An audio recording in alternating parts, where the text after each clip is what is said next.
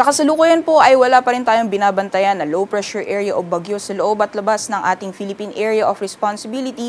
Ngunit kung makikita po natin dito sa satellite image, meron po tayong mga cloud clusters na nasa labas po ng PAR. Although sa ngayon po, itong mga cloud clusters na to ay hindi makakaapekto sa anumang bahagi ng ating bansa ngayong araw at magpapatuloy pa rin po yung epekto ng easterlies or yung mainit na hangin na nanggagaling sa dagat Pasipiko. Kaya asahan pa rin po natin yung mainit at maalinsamang panahon ngayong araw at may mga chance din ng mga panandali ang buhos ng ulan.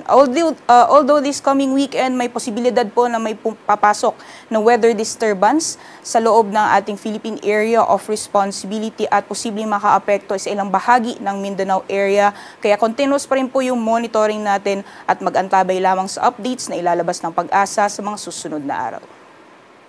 Dapat po tayo sa magiging lagay ng panahon ngayong araw. Dito sa Luzon ay magpapatuloy pa rin yung mainit at maalinsangang panahon. May mga tsansa naman na mga panandali ang buhos ng ulan, usually sa hapon po yan o sa gabi. Asahan din po natin magpapatuloy pa rin yung matataas na mga maximum temperatures, lalong-lalo na dito sa Tuguegarao na posibleng umabot ng 39 degrees Celsius maximum temperatures at 36 degrees Celsius naman para sa Metro Manila. Agwat naman ang temperatura para sa Lawag, maglalaro mula 26 to 34 degrees Celsius, 18 to 27 para sa Baguio City. Sa Tagaytay naman ay maglalaro mula 24 to 32 degrees Celsius at 25 to 33 degrees Celsius naman para sa Legazpi City. Ngayong araw sa nalalabing bahagi ng ating bansa, gayon din makakaranas pa rin po tayo ng generally fair weather conditions or bahagyang maulap hanggang sa maulap na kalangitan na may mga tsansa na mga panandali ang buhos ng ulan lalong-lalo na sa hapon o sa gabi. Temperature forecast naman ngayong araw, mataas pa rin yung maximum temperatures na mararanasan sa Kalayaan Islands na aabot ng 35 degrees Celsius. Samantalang 34 degrees Celsius maximum temperatures naman ang posibleng maranasan ngayong araw para sa Puerto Princesa at Iloilo. 33 degrees Celsius maximum temperatures naman posibleng maranasan sa Cebu, Tacloban, Patanaran sa Cagayan de Ora at 34 degrees Celsius para naman sa Zamboanga at Davao City.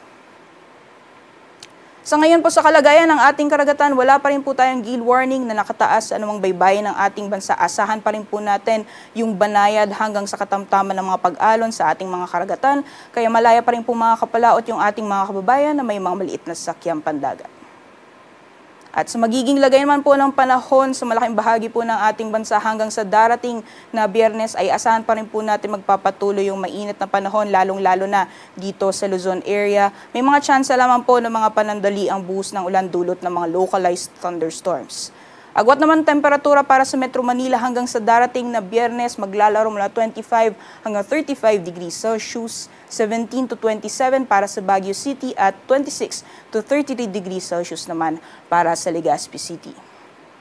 Gayon din ang magiging lagay ng panahon dito sa makipiling syudad sa Visayas. So patuloy pa rin po yung mainit at malinsamang panahon. May mga tsansa pa rin ng mga panandali ang buhos ng ulan. For Metro Cebu temperatures, hanggang sa darating na Biyernes, maglalaro mula 27 to 33 degrees Celsius, 27 to 34 naman para sa Iloilo, at 26 to 33 degrees Celsius naman para sa Tacloban.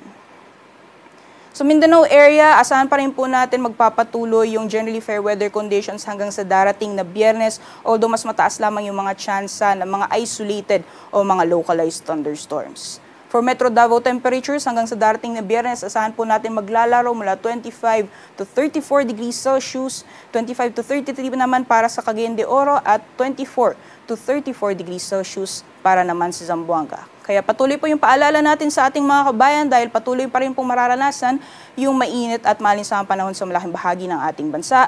Manatili po tayong hydrated at magbaon po tayo ng payong. Ngayong umaga, si Haring Araw ay sisikat ng 5:31 a.m. at lulubog mamayang 6:14 p.m.